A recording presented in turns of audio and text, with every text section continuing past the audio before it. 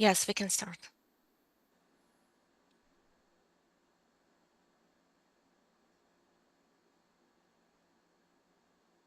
After you. Oh, okay. So, hi everyone. My name is Vita Golod, and I am co-founder of the Ukrainian platform for contemporary China, and currently visiting adjunct instructor at UNC, University of North Carolina, Chapel Hill. Just a quick reminder, we launched this platform in 2022, just a few months after Russia's full-scale invasion of Ukraine, with the goal of fostering international dialogue between Ukraine and China and international experts on Ukraine's foreign policy, China's foreign policy, Sino-Ukrainian relations, along with related global issues. I am deeply grateful to today's panelists for joining us for this timely and important conversation on the recently signed mineral deal between Ukraine and the United States. My sincere thanks also go to Kaiser for his ongoing support. And I'm especially pleased to announce that this event, along with the next three in the series, is supported by the Center for Slavic, Eurasian, and East European Studies at the University of North Carolina at Chapel Hill. It's exciting to note that the key takeaways from these discussions will be directly incorporated into an educational course offered here at UNC. That's especially meaningful because what Kaiser does with the Sinica podcast and what we do through this Ukrainian platform are grounded in real, practical conversations, discussions students simply won't hear on Fox News or other media platform. So once again, I encourage you to follow both of these projects. We are committed to exploring critical global issues through international dialogue, bringing together voices from across regions, perspectives, and disciplines. Thank you, and enjoy the conversation today. The Thank floor is you. yours. Thank you very much, Vita. Good morning, good afternoon, good evening, wherever you happen to be joining from. I am Kaiser Guo, host of the Sinica podcast. I'm very honored to be moderating today's conversation on critical minerals and the emerging geopolitics of resource security, with a special focus on the evolving US-Ukraine mineral security partnership. Thank you so much, Vita, for once again organizing such a timely and very topical conversation, and for entrusting me with moderation duties. We are meeting at a time when global alignments are very much in flux, when stakes could not be higher. I am sure all of us remember too clearly that when President Zelensky traveled to Washington with the intention of signing the agreement that we're going to be talking about, that ended, of course, in what many people saw as a rather unbecoming spectacle in the Oval Office. It was eventually signed 3 weeks ago on May 1st. Just this week, a much anticipated phone call between Presidents Trump and Putin offered, well, depending on one's vantage point, either the tentative outline of a diplomatic path or, as I am inclined to fear, further evidence of Washington's drift toward a permissive stance on an ongoing war of naked territorial aggression. While the Kremlin has thus far resisted calls for an immediate ceasefire, the message from Kyiv and its partners remains very clear. Any durable peace must begin with the defense of sovereignty, not its erosion.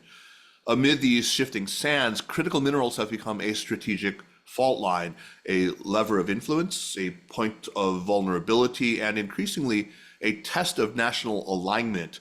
For Ukraine, partnering with the US in securing and supplying these resources is more than just industrial policy. It's an economic lifeline. It's a strategic assertion. It's a political signal, all rolled up into one.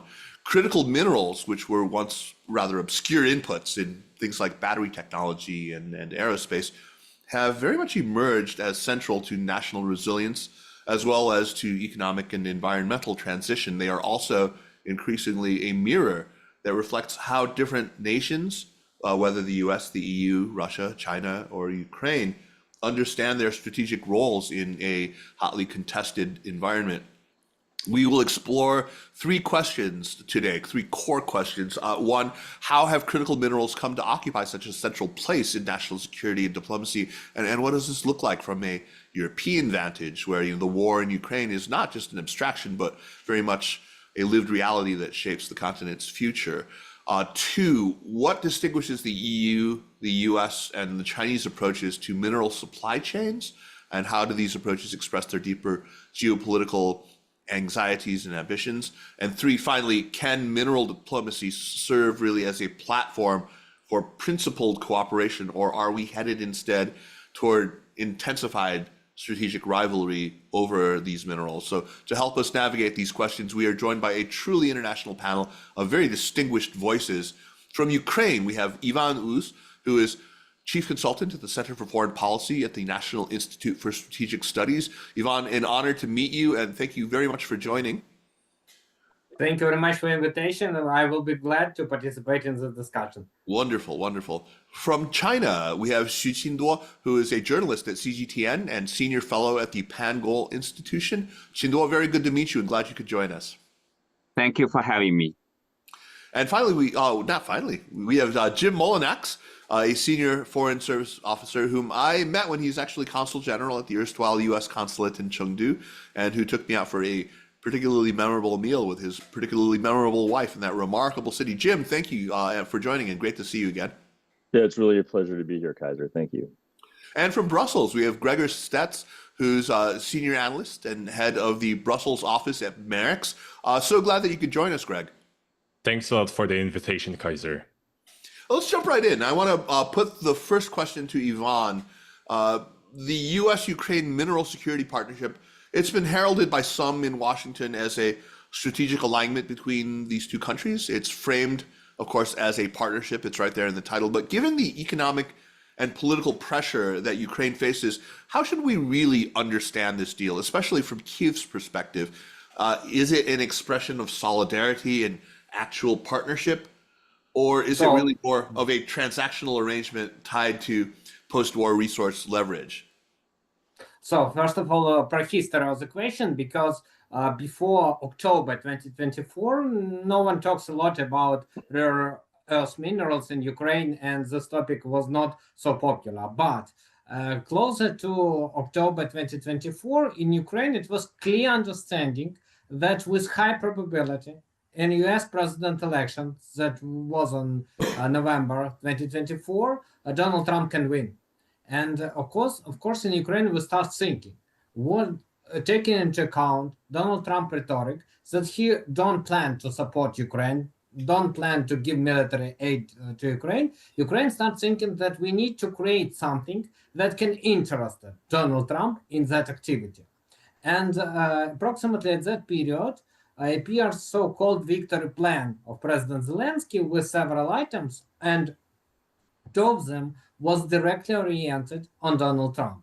The first, actually, of that was interesting for Donald Trump was created with co-authorship of Boris Johnson, former Prime Minister of the United Kingdom. He proposed the idea that Ukrainian soldiers in future can substitute US soldiers in the European bases. So now we know that the United States of America planned to change the place of the place where their soldiers actually now sits in Europe for other geographical directions, so not to be in Europe.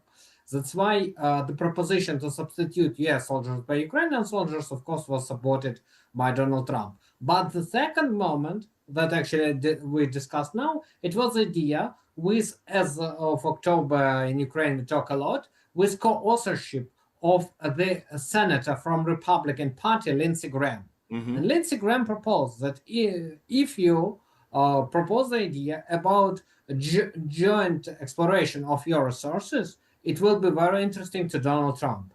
And Ukraine actually in this victory plan said that we should actually have this rare earth deal. We should think how to cooperate in this area.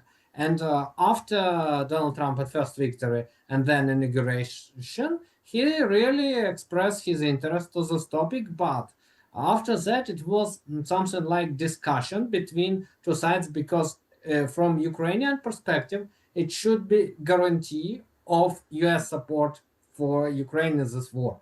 Because we understand that without United States of America, for Europe, it will be extremely hard to be with us. Because yes, we have a good relationship with European countries, we have good relationship with second NATO army, is Turkey army, but unfortunately the level of military production in Europe is not so high like in the United States. That's why we need them. And in that time, we decided to use philosophy that if you want to succeed in some case, you should make as many shareholders of your victory as you could, and you receive this victory. So Ukraine decided to make from the US the shareholder of our victory, meaning that we propose a deal about rare earths and saying that if the victory will be in Ukrainian hands, US can receive benefit from that victory. But the next first months is probably of this discussion based on the idea that the United States, the Donald Trump administration, they want to see their benefits, but they don't want to have obligation. Furthermore, it was idea at first that Ukraine should have some debt for previous aid that we received for free.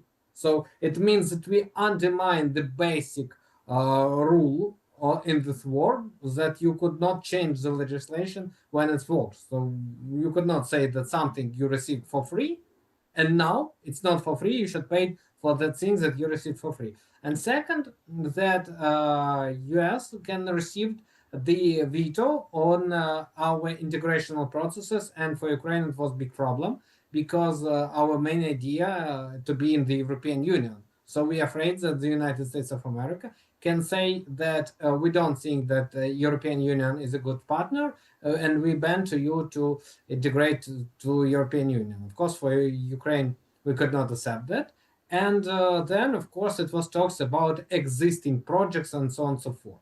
So that's why, on the one hand, this deal was prepared till the 28th of February, but on the 28th of February, whole world sees this clash in the Oval Office of White House. When it was not fighting.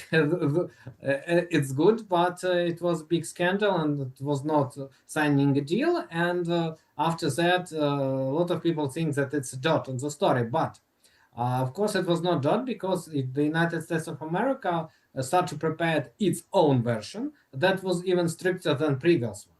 And of course, Ukraine was not agree with that. Right. And yes, and Ukraine made a step. We invited lawyers from other countries to prepare a very good deal for both Ukraine and US, because our position was simple, that this deal should not be stopped by the court decision.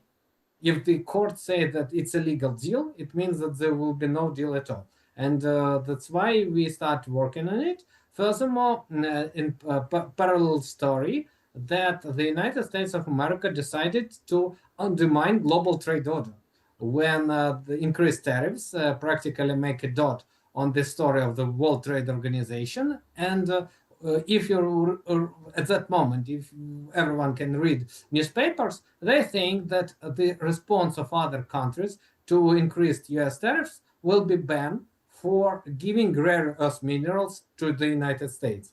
And in US, a lot of media start to say that United States of America need to sign a deal with as many countries as they could, according rare earth minerals, and Ukraine was like an example. So something like deal with Ukraine. And of course, it was a card in Ukrainian hands that its deal needed not so for Ukraine, as of course it's needed for Ukrainian military aid, but it's so needed for US interest to have such a deals. And that is for me helped to return to normal dialogue. Then was a meeting between second or first, even after this clash, and second after Donald Trump became a president, meeting between President Zelensky and Donald Trump. It was in Vatican, where initially should be 3 actually members of this meeting, but we see this video when the chair for Emmanuel Macron, the president of France, was eliminated. It was only 2 chairs, or there were, only 2 chairs. And after that discussion, several days after, Ukraine signed this deal. And immediately after signing the rare earth deal with the United States of America, we received at first the deblocking of the $50 million deal for selling, not giving, but selling weapon to Ukraine. Then it was a green light from the US administration for giving spare parts for F-16 fighter jets to Ukraine. That was important. Then it was information about $350 million selling weapon to Ukraine. And after that, it was a green light for Israel to give their anti-rocket system to Ukraine. Plus, it was deal for the Germany producers of anti-rocket systems to give its technology to Ukraine with using of US technology. That's why they need approval from the United States. But another moment that I mentioned before, actually, the initiator of this actual idea was Lindsey Graham. And just after this signing of this memorandum, the Lindsey Graham made a statement that he prepared a draft of the law about 500% tariffs on the products of those countries who buying products from Russia. We enter oil, gas, and some other sources. Not all products, but several sources. And of course, everyone understands that it's a very hard for Russia actually sanctions because it's demotivate other countries to have a deal with Russia. It doesn't mean that this law will be accepted. Nevertheless, the fact that Lindsey Graham start to advertise this idea, we in Ukraine at least understand that it's a reaction on this signing deal. And now when more and more information appears about, now we know that we talks about 57 rare earth minerals in Ukrainian land, and we are not talking about current projects. We're talking about future projects. So, of course, from approximately 20,000 deposits of different rare earths in Ukraine, we explore 3,500 of them. So it means that we have a big field of work for the future, but it's very important for us was to talk about future, not about the past. Let's leave it there for now. I mean, you've given us quite a bit of detail on the intricacies and the complexities of all, not only the geopolitical but also the geostrategic pressures that forces that have come into play in creating this. It's interesting that Boris Johnson and Lindsey Graham, and I think anyone in the Kyiv leadership itself, were able to fully anticipate the transactional nature of a Donald Trump administration, were it to have come in, and it did, but perhaps didn't estimate how unilaterally coercive and advantage-seeking he would be in the end. Let me turn to Jim. This agreement embeds quite broad investment rights and privileged offtake provisions for U.S.-backed entities. Some would see it as a commitment to Ukraine's long-term recovery. Related to the question I just put to Ivan, we must note that others will likely see the deal as a form of, as you said, economic preconditioning, extractive or even quite coercive in tone. How do you see the balance between support and self-interest in how this partnership is actually structured? Yeah, thanks for that really great question, Kaiser. Before I start, I just need to offer a little bit of a caveat. You mentioned I am a senior foreign service officer with the Department of State, currently on detail to the Wilson Center, where I write and research on economic security and economic statecraft related issues.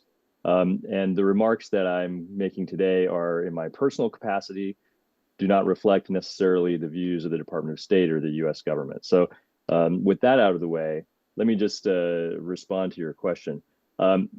So the agreement between the government of Ukraine and the government of the United States, I think, is really multi-purpose. And understanding the importance of critical minerals to the United States and the potential that Ukraine holds for being a source of critical minerals, I think it's really important to have a realistic perspective on what this agreement actually does. First of all, while we know that while we believe, I should say, that there are critical minerals available in Ukraine, as in many, many parts of the world, the geographic surveys that sort of outline what's actually there in Ukraine date from the Soviet era. And so there haven't been really any updated surveys for 30, 40 years, what's available in Ukraine, in what quantities, where they are, what it might cost to get them out, the capital expenditures required, et cetera, et cetera. And so, there's a lot of work to be done to actually see real economic activity coming out of this agreement in the critical minerals space. There are several reasons why I think it's important that the U.S. Wanted to sign this agreement. The first is obviously we are looking for alternative sources for critical minerals. China does have a very large percentage of the global production of critical minerals, both in terms of the geographic distribution of the minerals, the mining operations, and almost monopoly over a lot of the processing of these minerals. Yeah. And so, it's in the U.S. interest and other countries as well, whether it's Europe or Japan or others, to have a diversified supply of these types of things. Ukraine could be a really interesting possibility for a source. Yvonne also mentioned the desire on the part of the administration, the Trump administration, to find ways to recoup some of the money that has been spent providing weapons and other types of support to Ukraine during this war. And so the prospect of helping U.S. companies to have a leg up in this market, I think, was very attractive to the Trump administration. As I said, the prospect of actually receiving some of this, or creating some of this economic activity is years away, but it does give U.S. companies the right of first refusal for certain types of natural resource and infrastructure projects, and provides incentives through tax-free status, pledges that the U.S. will not impose any tariffs on imports of critical minerals or other mineral resources from Ukraine into the United States, which obviously is a big deal in the Trump administration. Interestingly, it's not just critical minerals that are included in this deal. I mean, it's natural resources more broadly, including hydrocarbons. And so there's a real possibility that the initial types of things that we see coming out of Ukraine under this agreement might not be, I don't know, antimony or some other critical minerals, but maybe something like gas, right? Might be oil. Those types of things are also included in the deal, and so we'll have to wait and see exactly how that works. So there's two things there. The other two things, really quickly, I'll just mention is, I think from the U.S. perspective, this is a really important way to send a message to Russia, in particular, that the U.S. is very much committed to being engaged with Ukraine. And that's an important message for Ukraine, obviously, and for our European partners to understand and hear. It's also an important message for the U.S. to sort of stand up and deliver. So that's really important. The second thing I'll mention is that in the sort of the preamble to this agreement, the Ukrainian side and the American side have both made a statement to the effect that it is our joint desire to see that those states and other persons who have acted to support the aggression against Ukraine would not benefit from the reconstruction and economic activities in Ukraine once a peace agreement is in place. And so, this is a way for the U.S. and Ukraine to sort of say very loudly, look, this is, if you are against us, if you're against Ukrainian sovereignty, we want to kind of put a stop sign up in terms of your future activities, the economic activities, and benefit from the reconstruction of Ukraine when this war is over. And we want those benefits to flow to others. Is the subtextual target of that China? I think you'd have to put China at the top of that list, and also Russia. Well, yeah, Russia, obviously, but interesting. I'm sorry, I didn't mean to interrupt you, but please. No, but I was just finishing up, and I think that's exactly the right analysis to draw from that, the right conclusion to draw from that. Yeah. Very good. Let's turn to Greg from MERICS. Europe has arguably borne the greatest cost of the war, apart from Ukraine itself, by everyone's accounting except for President Trump's accounting, where of course it's America that's borne the greatest cost. Yet this agreement appears heavily bilateral with limited transparency around EU involvement. How does this U.S.-Ukraine mineral partnership look from Brussels? Is there concern that American economic priorities may crowd out or even override European reconstruction interests, European participation in that process? Thanks a lot, Kaiser. No, of course. I mean, this deal is seen from Brussels' perspective as a bit of a mixed bag because you have two competing priorities now, if you take a look at it from the European perspective.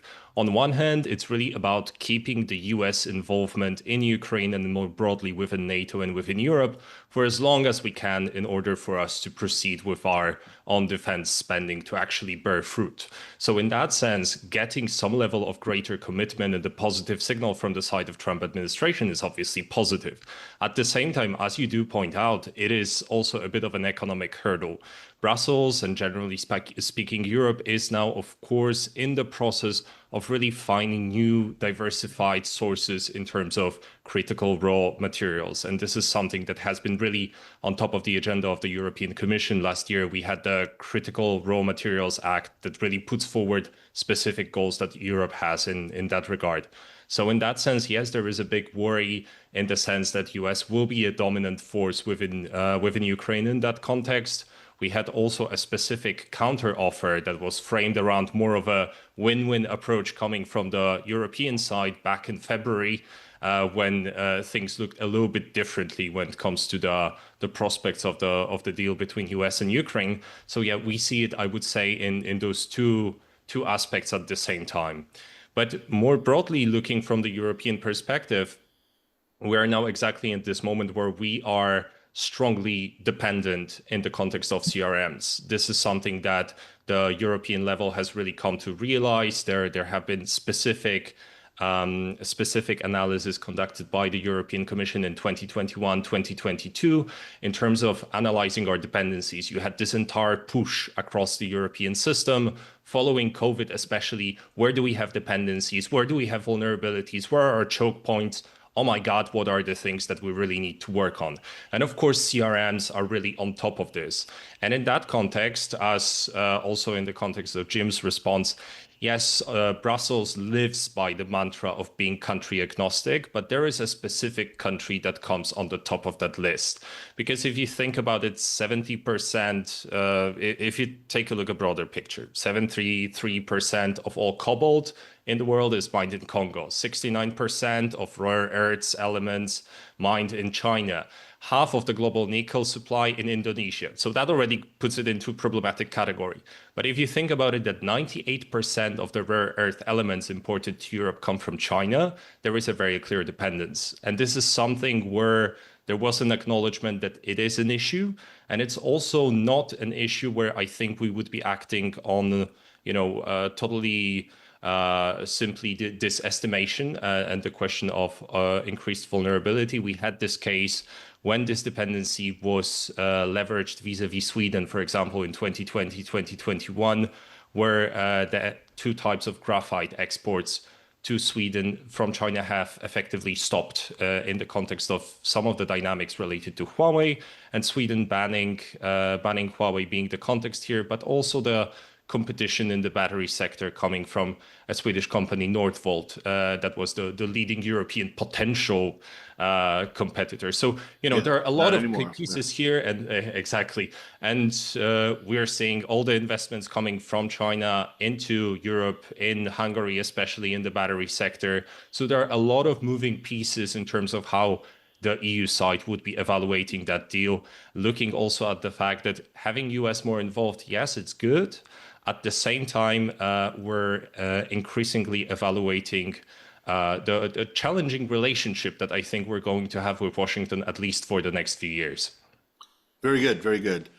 I'm going to turn to Qinduo right now. China, Mr. Xu, is often portrayed as the implicit competitor in these critical mineral strategies. As we just heard from Jim, there's quite pointed language in this agreement aimed tacitly, at least, at China. And from Greg in his discussion about how this is being framed from the European vantage point. From your perspective, Qinduo, how does Beijing view these types of bilateral U.S. arrangements in resource-rich, quite geopolitically vulnerable countries such as Ukraine? Does China see this as more economic competition or as part of a broader pattern of resource securitization under U.S. strategic dominance? Thank you, Kaiser. This is a good question.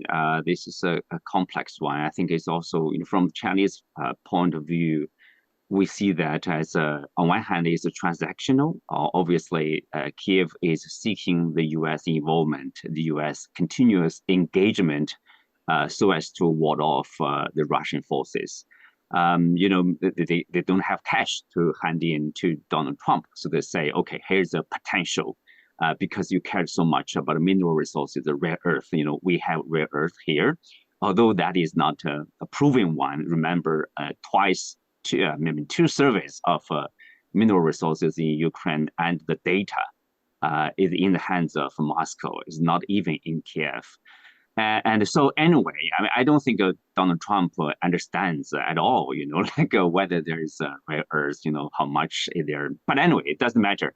But this is from President Zelensky, the offer, and to make it as attractive as possible to Donald Trump. You have a lot to make by signing this contract. Anyway, he did it.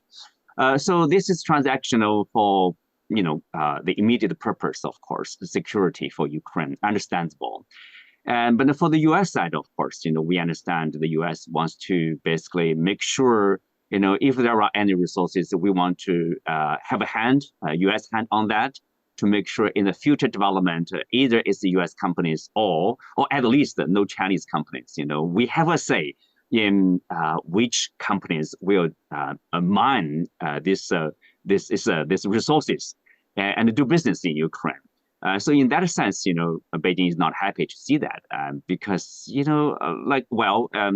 we have a globalization, we have trade rules, you don't do that. Basically, of course, it's up to the two countries, Ukraine and the US. So they need each other in that sense. Okay, fine. But then there's a pattern like that. I think that is concerning for Beijing. We see this, we call it a poison clause, right?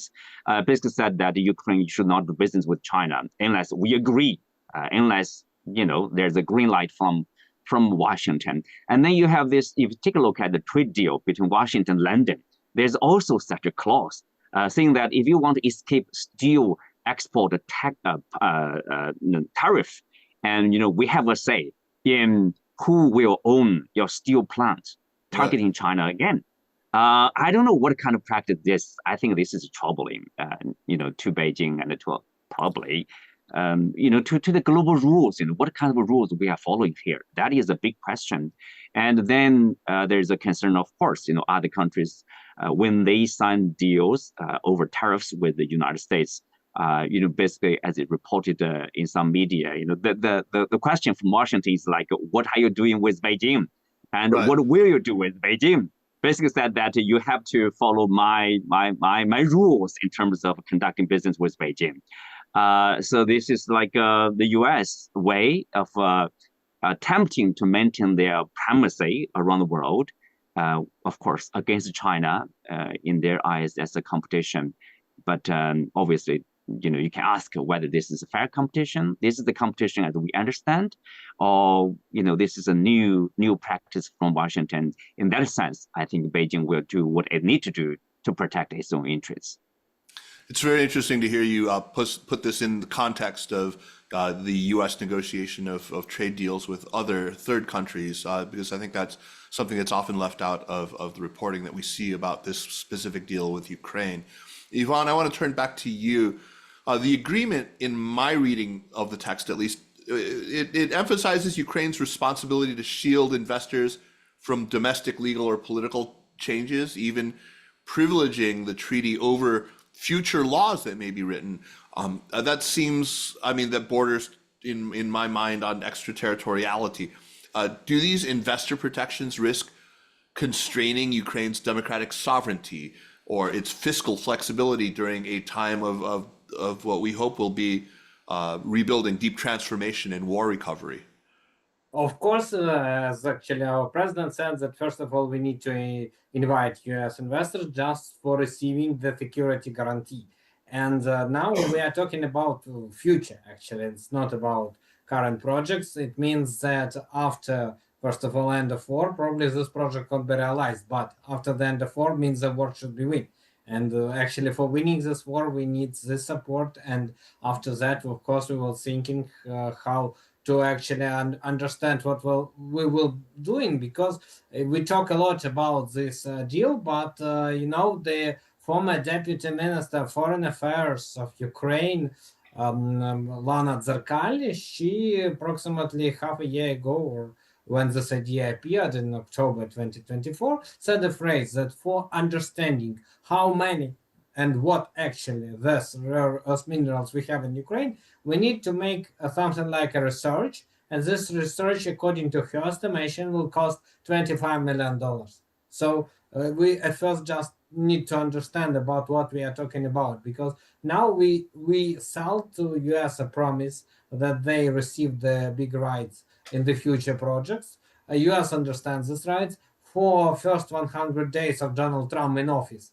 It was a good reason to him to say that he have big achievement, he have this deal. This deal can be copied by deals with some other countries. It's the first of them. So that's why now it's politically we receive some benefits. The question how it will be realized in future, because of course one of the ideas of this deal that exists in Ukraine long before, it's sources for production of titanium.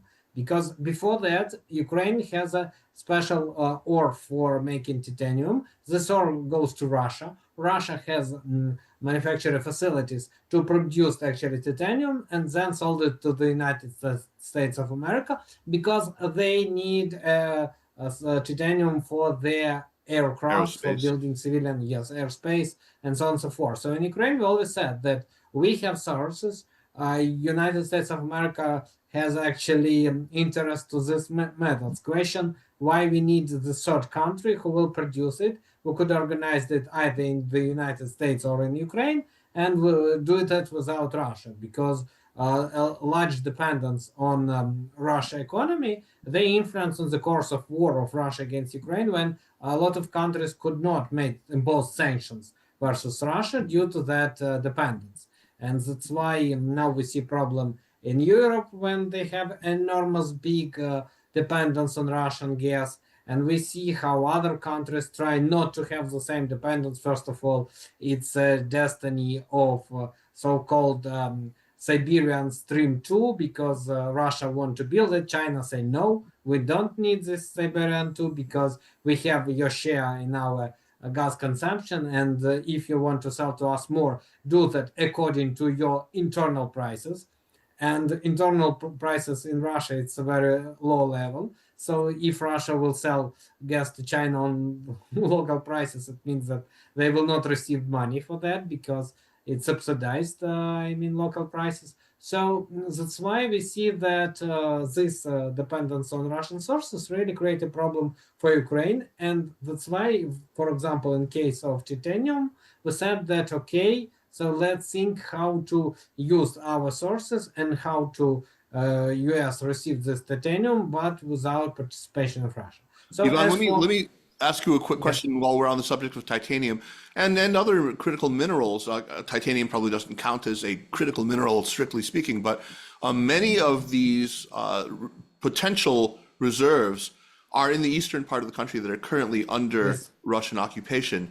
How does that figure into U.S. calculations of the deal? I mean, does that strengthen the probability that the United States will push for a settlement of the war that will return the Donbass to Ukrainian control in the interest of preserving these mineral rights that they've secured?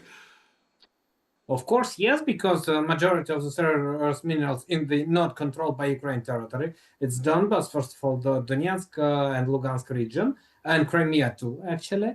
That's why it's something like a motivation to the United States. Please help us to regain control over those territories. Yes, we hear a statement from Donald Trump that Ukraine should forget about Crimea, but Ukraine is not ready to forget about Crimea. Furthermore, it's a local Black Sea region relationship, but as I said, second army in NATO, Turkey, so extremely against of giving to Russia a chance to recognize and legitimize Crimea as their part, because Crimea, it's big peninsula in the Black Sea region, and Turkey that historically compete with Russia for Black Sea. They are not glad that Russia increased their opportunities in Black Sea after annexing Crimea. So that's why we think that it should be something to motivate US really to help us to return control over those territories. And this deal is something like that, because in Ukraine there is a and in financial world there is a big joke that if you receive grants that you should not return, it means that people give you money for and want to forget about you. If they give to you credits that you should return, it means that they believe in your victory. So that's why Ukraine finds something to interest US to believe in our victory and really to help us to get this victory. And after getting this victory, after gaining control over the Donbass, of course, this project about rare earth minerals will be realized. I mean, you knew of them that was not explored by Ukraine for whole period after regaining independence after 1991. So now at least there is motivation to US to help to explore it. To Ukraine, of course, it will be important in a process of rebuilding of Ukraine, because we understand that after this full-scale war, we need a lot of sources to rebuild everything. And even though we talk a lot about frozen Russian money, but the material damage that Russia committed to Ukraine as for August 2024 was estimated $1.164 trillion, and Russia has $300 billion frozen assets. So it's not enough. Plus parallel moment Syria that so want to have some part of Russian money for their rebuilding. So we understand that we should find something that really motivate people to invest in Ukraine. And this deal, especially exploring the deposits existing in the not controlled as of now territory of Ukraine, it's something that help us in future. So it's a really deal about future opportunity to Ukraine to receive the US investment and money for reconstruction period. Thank you, Kaiser. Thank you, Ivan. I want to turn to Jim now and ask you, so this agreement quite explicitly links increased U.S. contributions to military assistance. It treats weapons transfers basically as de facto capital investments, which is a novel and some, including me, would say somewhat troubling mechanism. I wonder whether this can be squared with the ideas of a rule-based market-oriented recovery framework, or for that matter, with longstanding American values. I'm not going to ask you to talk to that specifically, but I do want to ask you about what you mentioned earlier about this sort of implicit targeting of China in the recovery process, in the reconstruction of Ukraine. And I wonder whether it is deluded on the part of the American negotiators to imagine a Ukrainian rebuilding that excludes China. China is the world's master builder right now. It's overcapacity, it's vaunted overcapacity in things like steel production, could offer a way out for Ukraine, a way forward for rebuilding of Ukraine. There's a lot of engineering and construction talent that isn't finding expression necessarily in China domestically right now. This is, people who built the Belt and Road. What is America thinking in this? Yeah, that's a great question, Kaiser. Thank you. Let me just firstly touch on the capital contribution piece of this. And while I'm not a lawyer and I wasn't involved in the negotiations, obviously, I will say that I think that there are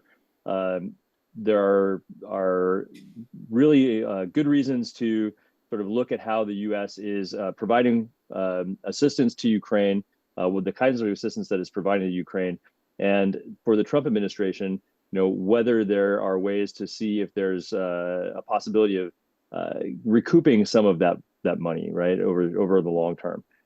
As I said, this is a prospective agreement. Any real value that will come out of this agreement to the United States and also to Ukraine, first of all, we'll need to wait till the end of the war. And secondly, will take a considerable amount of time to come to fruition. And so, this is just a way, I think, for the U.S. to ensure that it continues to have skin in the game as it moves forward in, whatever happens in the peacetime framework that we all hope is coming soon to Ukraine. With respect to the sort of the preamble of this agreement and the statement about trying, being eager to ensure that the benefits that flow to Ukraine are flowing to them in ways that are not benefiting those who have acted against Ukraine's interests. Let me just say, I don't think this is just a U.S. objective or a U.S. preference. For many Ukrainians, and I don't want to speak for Ivan here, but for many Ukrainians I've spoken to over the past 3 or 4 years that I've been involved in conversations with Ukrainian counterparts, they are deeply concerned and upset by the support that China has provided to Russia over the past several years, providing dual-use goods, propping up Russia's economy in many ways, helping Russia to mitigate the impact of sanctions and export controls that have been imposed by the United States, Europe, and partners around the world. And so, for Ukrainians, as well as for Americans, and I would think as well, I mean, I won't want to speak for Greg, but for Europeans, I would think as well, concerns about the Chinese or others who have supported Russia's aggression in Ukraine benefiting from the reconstruction, it's a bit galling. So while this doesn't have, this statement doesn't have the effect of law, it's not going to, it's not a legal prohibition against contracting with anybody in particular. I think there's a real preference to see that the benefits of any reconstruction are flowing to those supporters of Ukraine and not those who've acted against Ukraine's interests. Very good. And then speaking of China here, let's turn to Qinduo. Despite this temporary truce in the U.S. trade war that was negotiated in Geneva, Beijing, as has been widely reported, has kept its rare earth export licensing regime in place. What message is Beijing sending with this? I mean, is it just a matter of keeping the powder dry? Is it fair to say that China sees critical minerals maybe less as market commodities and maybe more as tools of strategic statecraft in this emerging multipolar order? How do you see this? I see it as it's done with dual purpose. On one hand, as a way, as a leverage, against the U.S. U.S. crackdown on the Chinese technology, on the Chinese export. For example, the latest one, U.S. basically threatening every country in the world, don't use advanced chips produced in China, including the Huawei Ascend. That kind of practice is a standing for a lot of people here. Yeah, and so there's a leverage. If the U.S. continue to do something to hurt China, China has a leverage against the U.S. practice. And secondly, I think it's more like a negotiating tool in the future talks between the two countries. Let's say, okay, let's walk back. China, if U.S. walk back from some of the restrictions, unfair practice, and China will say, I guess, we will walk back in terms of relaxing all those control of mineral resources, rare earth. So otherwise, what do you have to negotiate with Washington? So the practice from the Chinese side is like kowtowing to Washington is not a choice. You have to stand up against Trump is acting like a school big bully in school. So in schoolyard, so you have to do like a tit for tat kind of strategy against him. So that's I think a dual purpose. Keep a brick in your book bag, as it were, to use a Cultural Revolution era. Staying with you, what's your take about what we've just been discussing about China's potential participation in the recovery of Ukraine and how vital that will be, and what role China might have to play? Good question here. I just want to respond to what Jim has said. Jim again, repeat what Washington has said, and the West in general, saying China is helping Russia somehow against Ukraine. This is simply wrong, and they are trying to deepen such a concept. Somehow, of course, as is against China, this is competition between Washington and Beijing. I understand that, but look. I have a Russian colleague complaining to the Chinese side, the Ukrainians are using Chinese drones in the battlefield, killing Russian soldiers. Is China providing weapons to the Ukrainian side, or is China providing weapons to the Russian side? it's a market. DJI, the drones, bought. The belief is that it was bought by the whole land, and then they transferred that to Ukraine. So you have a market economy there, a lot of players. I don't think Beijing can control all the players over there. So that's fine, I guess. And Beijing is not exactly siding with Russia against Ukraine. Let me make it really blunt. Beijing is siding with Russia against the US because the US is pressuring, is cornering both Russia and China. So they choose to stay together simply against the United States, not against Ukraine at all, at least for Beijing. So, Beijing suffered from a huge loss in terms of this war because Beijing was not prepared for the Russian, obviously, the invasion there. And then, a lot of investment in terms under the Belt and Road Initiative, a lot of construction projects in Ukraine. And I would say Beijing, the Chinese companies would be more than happy to help if the war stops, to help with whatever projects in Ukraine. And China probably is probably the only country with the capacity and with the ability, with the tools, with the technology, with the machines, to rebuild the nation as quickly as possible. I don't think the U.S. Companies are in the position to do that at all.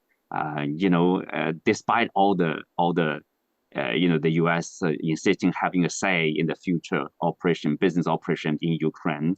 But this is for the immediate, for the near, very purpose of having U.S. engaged to support Ukraine. But look, after the mineral deals was signed, the war is going on, and the Russians continuing to bombing the Ukrainians, right? And any purpose, if there's a purpose, is that purpose being achieved? I think people should raise that question. Obviously, it failed. Very interesting. And again, we hear this perspective a lot that really the Beijing's decision to lean toward Russia in this is more about huddling together to stay warm, 抱团取暖, more than a preference. But I've heard this from many people, and I think that's there's a lot to that. Let me turn to Grzegorz. So Greg, the EU has advanced its own, like you said, Critical Raw Materials Act and strategic autonomy agenda to some extent. Do you see Ukraine as more likely to be economically anchored in a US-led framework or in a European one when this war ends, as we all very sincerely hope it does soon? Or is it possible for Europe to pursue a kind of dual alignment? And if so, or I'm sorry, for Ukraine to pursue a dual alignment, and if so, how would that work? Thanks a lot, Kaiser. I mean, definitely responding from the European side, I would say that obviously we hope that the future of Ukraine is European one within the our common family or within the EU. But maybe allow me to first just quickly comment on the points that have been raised so far. Absolutely, sure. If I can. So first of all, when it comes to China's support for Russia, I mean, I strongly invite everyone, if I'm allowed to drop name of one project that we have been working on the China-Russia dashboard, together with colleagues from OSW in Poland and also from the Swedish China Knowledge Center, which provides in graphs hard data on what we know about the China-Russia relationship since the beginning of the war and how it has been coming together. So strongly invite everyone to give it a look on this point, because I do think that we are seeing definitely this relationship coming closer, also in the context of increasing cooperation in the military sphere.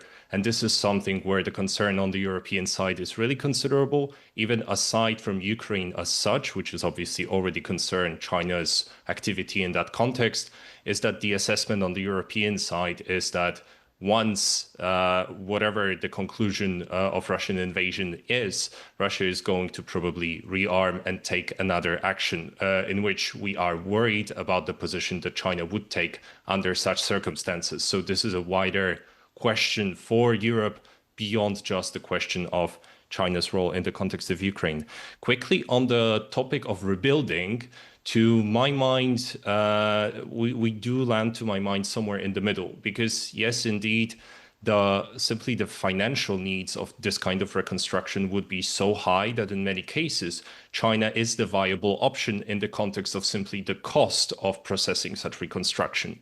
At the same time, I do think that there are big concerns in the context of in which sectors China would be participating in that space, because we are all progressing with our assessment of China's involvement in critical infrastructure in Europe.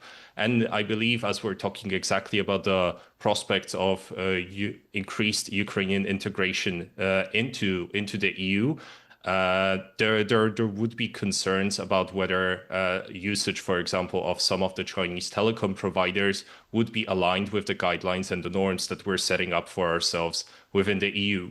So I think this is really a mixed picture where there is no clear all in or all out response in the context of Chinese participation. But turning to your original question, sorry for this detour at the beginning. No problem.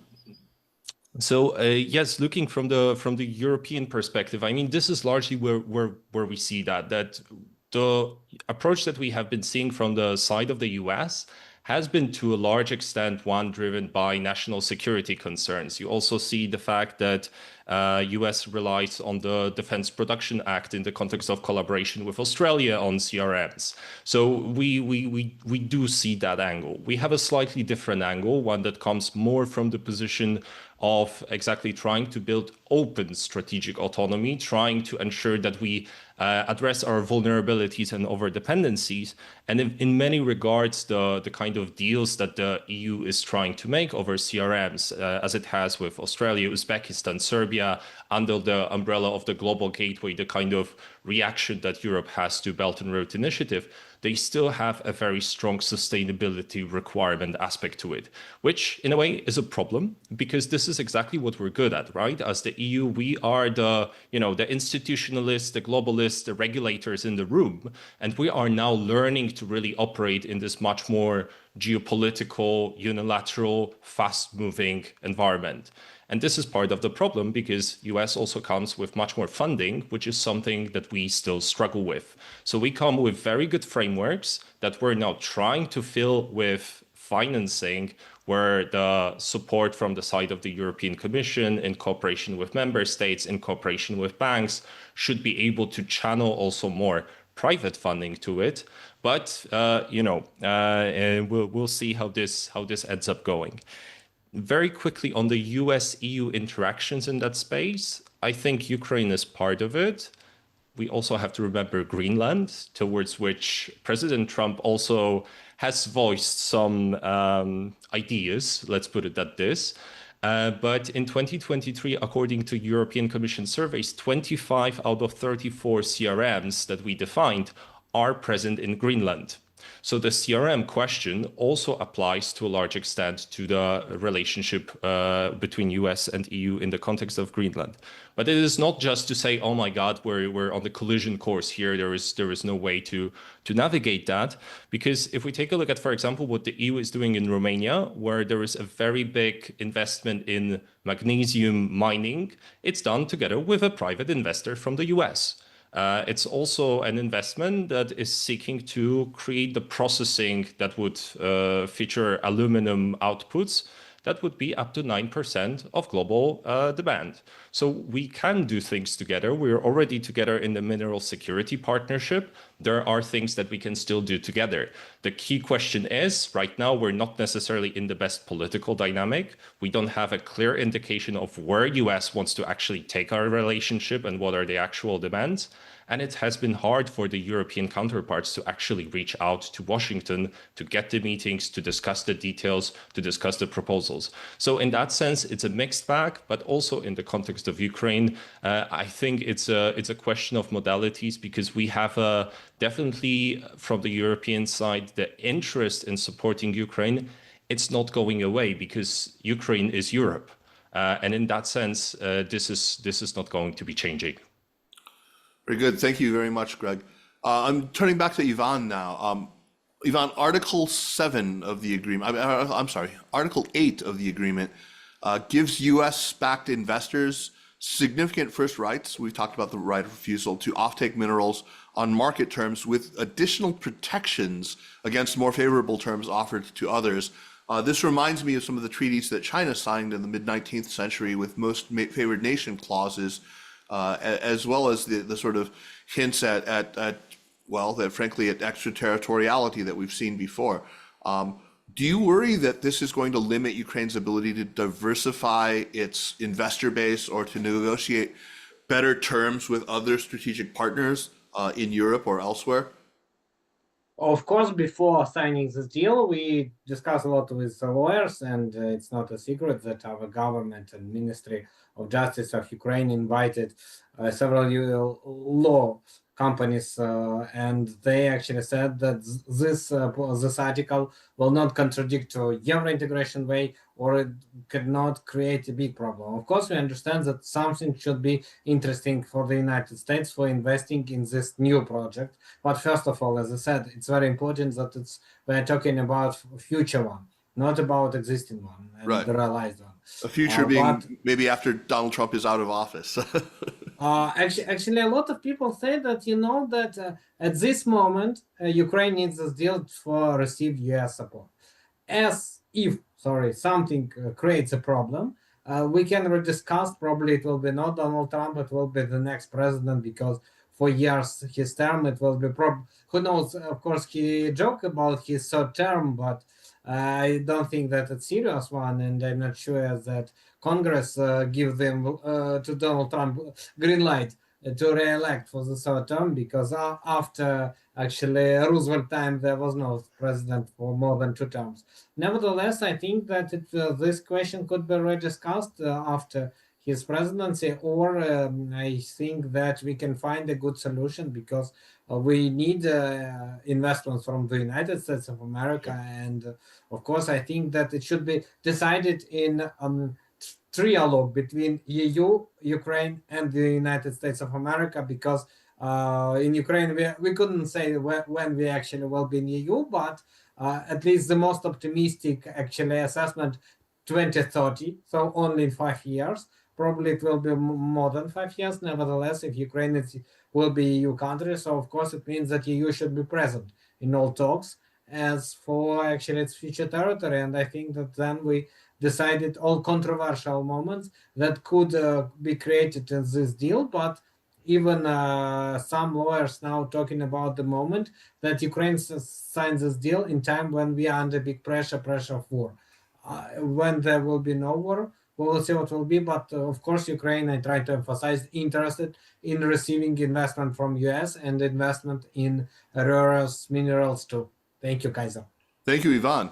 I want to turn to Qinduo from CGTN. China's dominance in rare earths and other critical minerals, it gives it undeniable leverage. But there is a growing sense in some countries, certainly in the United States, that it's a form of economic hostage taking. There is perhaps a risk of strategic overreach. Now, of course, China can point to the United States and some of the other Western countries and what it's now trying to do in response to this in the global South, and say that this is very much maybe the same thing. But is there a worry in Beijing that excessive use of export controls or opaque licensing regimes around critical minerals or critical raw materials could end up actually accelerating this process of decoupling, that it could encourage other countries to invest more aggressively in alternative sources, or even maybe prompt more resource nationalism in the global South that could actually prove detrimental to Chinese interests? Is this something that Beijing is considering? I think so. It's a double-edged sword. If you look at the U.S. tariff, it's the same, right? U.S. Impose tariff on the rest of the world, and then you lose credibility. You lose, the goodwill from people from the rest of the world. People say, "Hey, U.S. is no longer the country we used to know, and it's not reliable." And then, of course, people will find a way try to distance from U.S. or reduce reliance on the U.S. So China could be. If they are not careful, could land in a similar position. In terms of mineral resources, one example is the 2010, China, I would say, mismanaged. It's a rare earth. You still remember, like a limited the export to Japan, right? That spurred the Japanese actually, effort to rely more on themselves in terms of rare earths. So this is a good lesson, and I think China should be as specific as possible, as narrow as possible. For example, you can target on the U.S. Let's say arms or ammunition companies, say, okay, if you sell weapons to Taiwan, that's the core interest of China, and we will limit this rare earth export to such companies. Interestingly, I think that's it's probably more, if I more interrupt you. more. Well, one second. I think just pertaining to what you just said, I think it's very interesting that I've heard a very good discussion about the rare earths licensing regime. Apparently, in response to the so-called reciprocal tariffs announced on so-called Liberation Day, China actually did ban exports, but very specific, that were actually targeting the arms industry. These were not banning any of the light rare earths, but actually banning exports specifically of heavy rare earths that were used almost exclusively by American defense contractors. So I think you're absolutely, there's evidence that what you say is absolutely correct. So please go on. Yes, I think China should. That's the practice. China should publicize it more to make it clear that it's not a threat to European countries, not a threat to other countries in the global south, for example. Of course, it's related to a larger topic we call like over dependence or de-risking policy from European countries, etc. China has no problem with European countries, or with global south countries in terms of using the processing technology, processed mineral resources from China. No, China is the largest trading partner of more than 120, in some cases more 140 economies around the world. China is promoting globalization because globalization is in the interest of the Chinese side. But in response to the U.S. tariff war, and the Chinese side will do what they can. That is the use of rare earth. But it's not targeting European countries. Of course, if they say, we want to reduce reliance on the Chinese side, that's their own sovereign decision. There's little Beijing can do in addition to probably try to persuade them, okay, we are good partners. We would like to continue to be a partner. But ultimately, it's like the Ukraine crisis. I think we should respect the sovereignty of Ukrainians, of the Ukraine as a country, as a nation. They will do whatever they like for the benefits of the interests of their own nation.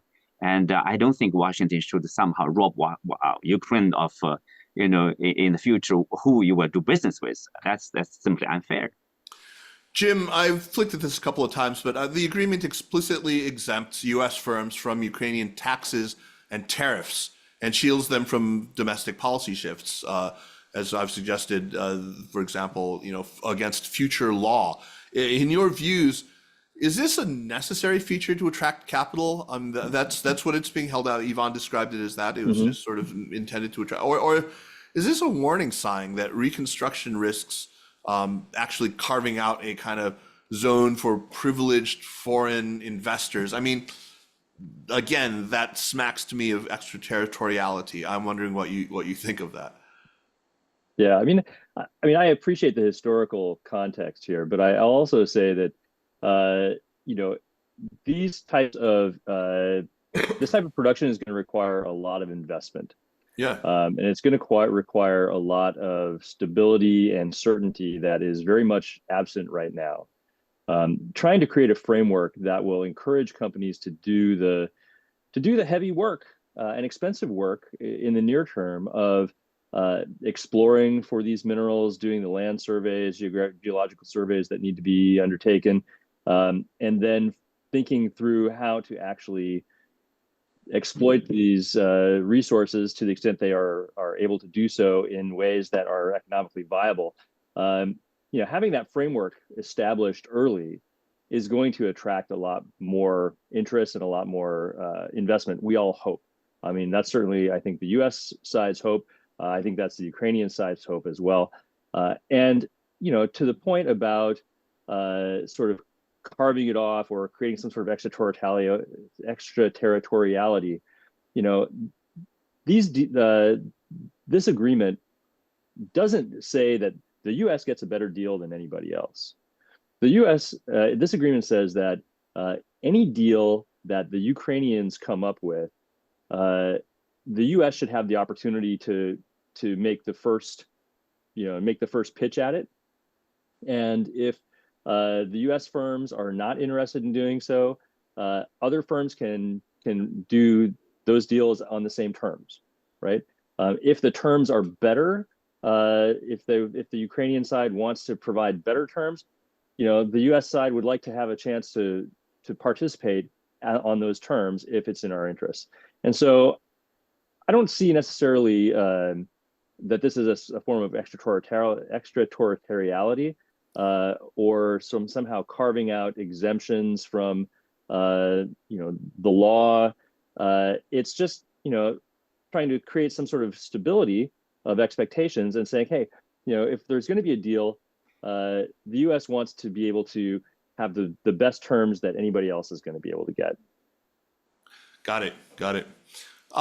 Going back to you, Greg, is there a risk that the kinds of bilateral resource-focused deals that we're seeing now are going to fracture what was, until not so recently, a pretty coordinated multilateral approach to Ukraine's recovery, or what we hoped would be?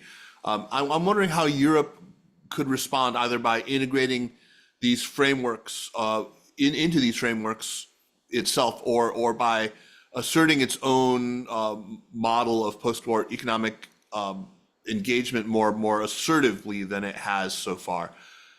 What is the plan here? How does Brussels see this all playing out, and how will it manage to insert itself more assertively into this process? Sure, thanks. I think from the European perspective, one of the important things here is not to put the cart before the horse. First, we need to ensure that Ukraine actually manages to win the war in the terms that are favorable to Ukraine. So in that sense, yes, the deal reached between US and Ukraine is a particular case, because this is a way of trying to incentivize greater commitment from new administration in Washington, and in that sense, it's highly relevant. But much of the discussions that we're currently having in Brussels are primarily about how to ensure that Ukraine can prevail and win in response to Russian invasion.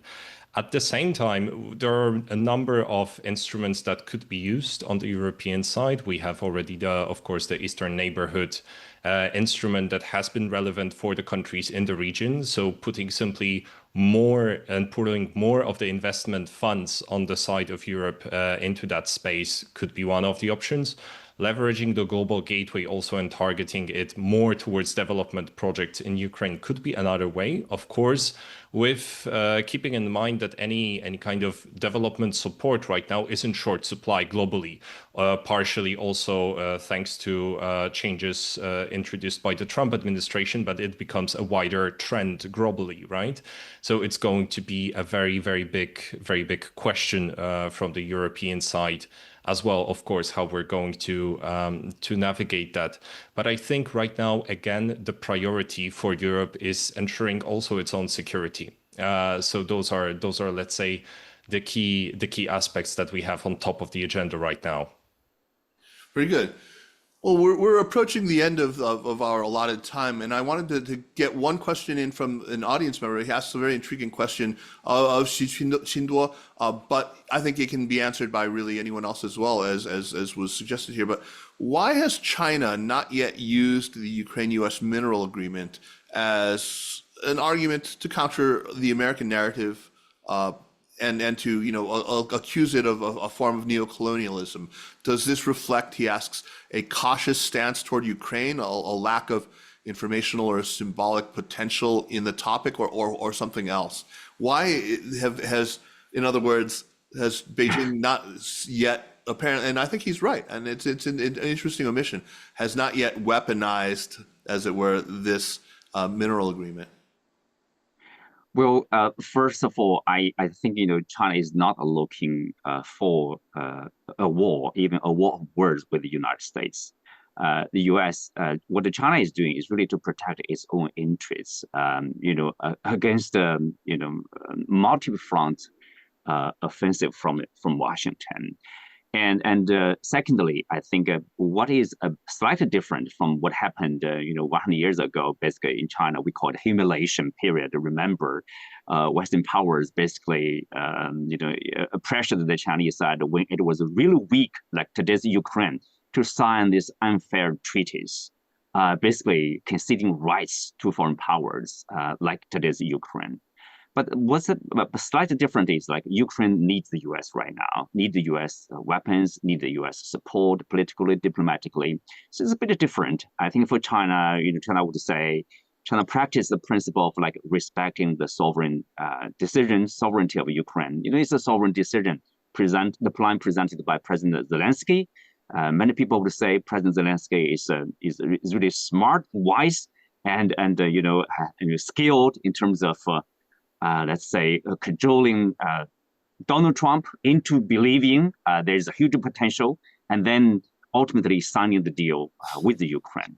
So in that sense, China would say, okay, that's between Washington and Kiev. We understand that, but okay, we'll leave that alone. I think probably that's what's behind that.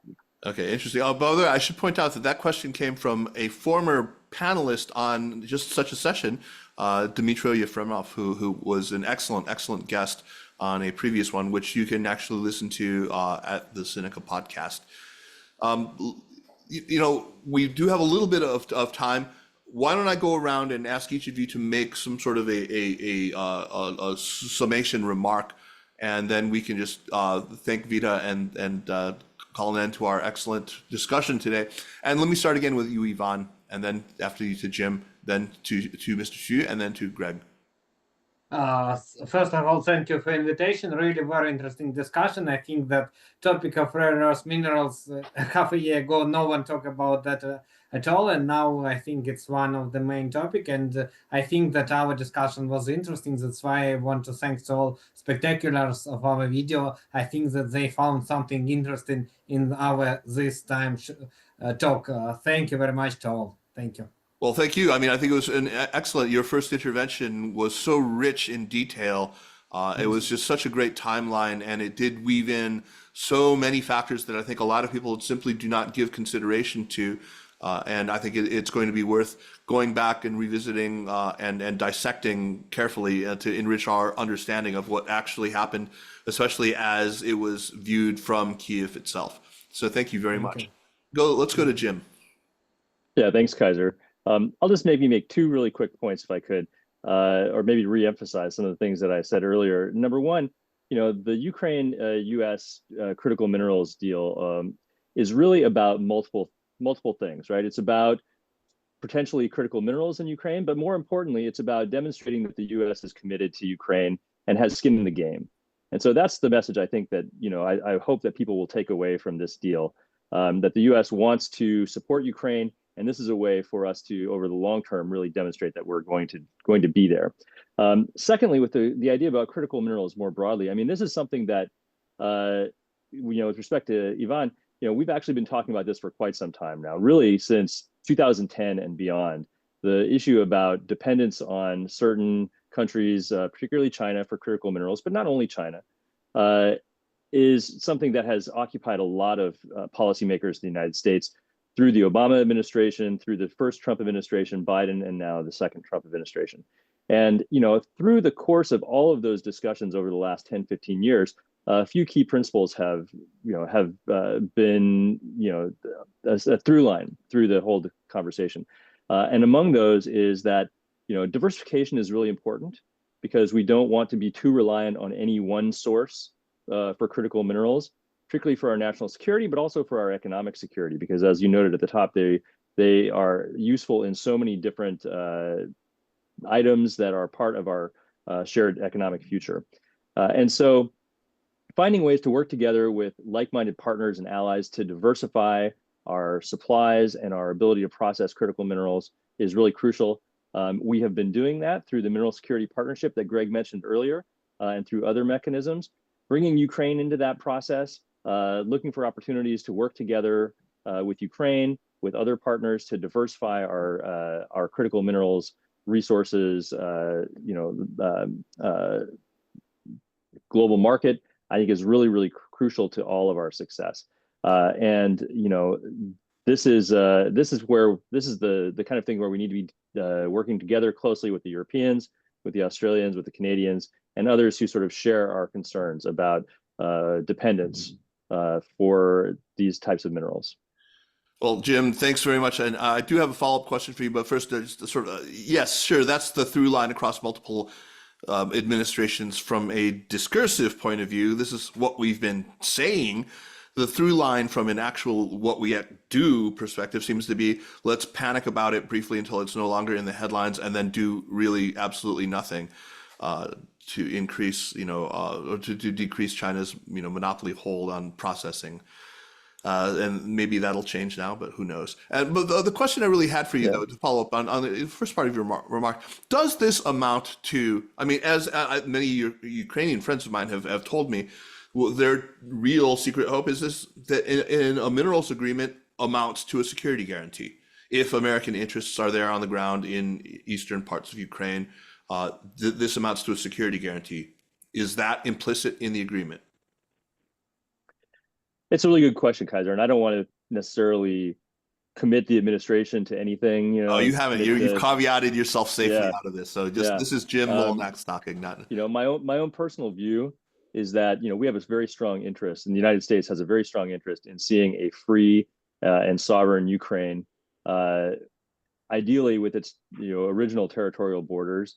What it finally looks like, I don't know. I mean, that's up to the Ukrainians and presumably the Russians to work out in the end in a final peace agreement, which we all hope is coming soon. The U.S., in my view, the U.S. needs to be supporting Ukrainian sovereignty, and I'm very glad that the Trump administration has taken the steps to demonstrate that they want to have skin in the game. The vice president has said this. The president has said this. Having skin in the game is going to hopefully encourage the U.S. to stay the course in Ukraine, whatever that staying the course means, but to be invested long-term in Ukraine's sovereignty. I hope you're right. I share your hope, but I certainly don't. I think he has said these things. He's also said many other things that would very, very much undermine. Many things have been said. Yes, many things have been said. All right. Well, let's leave it at that, and then turn to Greg for your closing remarks, and then finally to Qinduo. Thanks a lot, Kaiser.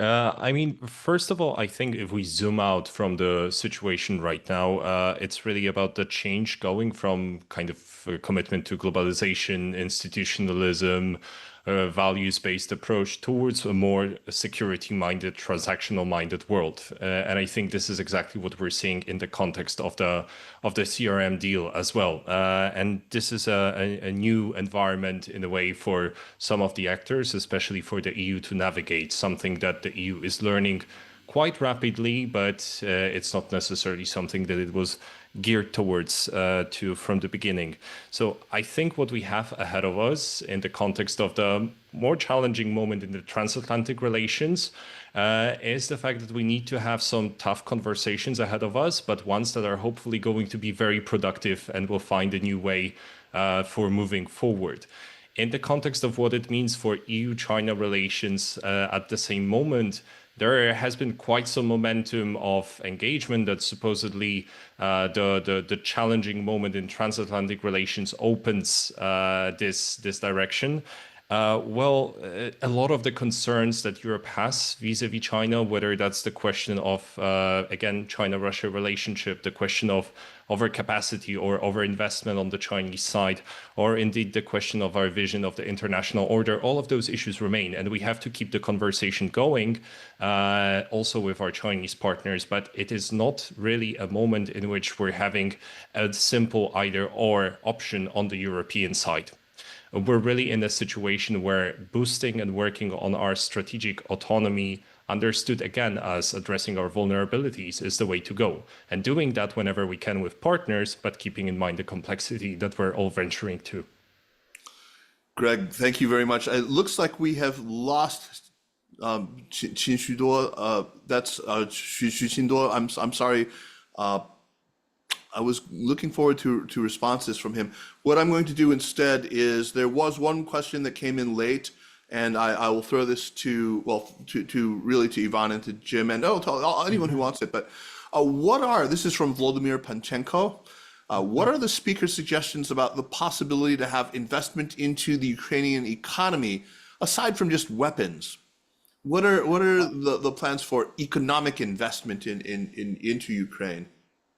So, of course, weapons probably priority just because we're in war. As for non-weapon investment, I think that so could be because it might dependent on the way of rebuilding Ukraine, if it will be so-called the Marshall Plan 2.0, I mean, supporting of Ukraine like US support Europe after the end of the Second World War, just for giving new momentum to world economy in that time. Now, after stresses, after COVID and after full-scale war in Russia, I think that new actually areas in economy can be opened. Of course, in Ukraine, it largely will close to food production, because even in time of war, Ukraine remained the main world exporter of sunflower oil and some other products. So I think that it could be investment in this area. Plus, we know that after first steps to reconstruct Ukraine, several European countries start to invest in separate regions in Ukraine. For example, we have a good dialogue between Mykolaievsky region and Denmark. Denmark now think about investment in this area, so it's probably new businesses that will be interesting to investors because they opening Ukraine for themselves. So quite possible that investment will be. Thank you for the question.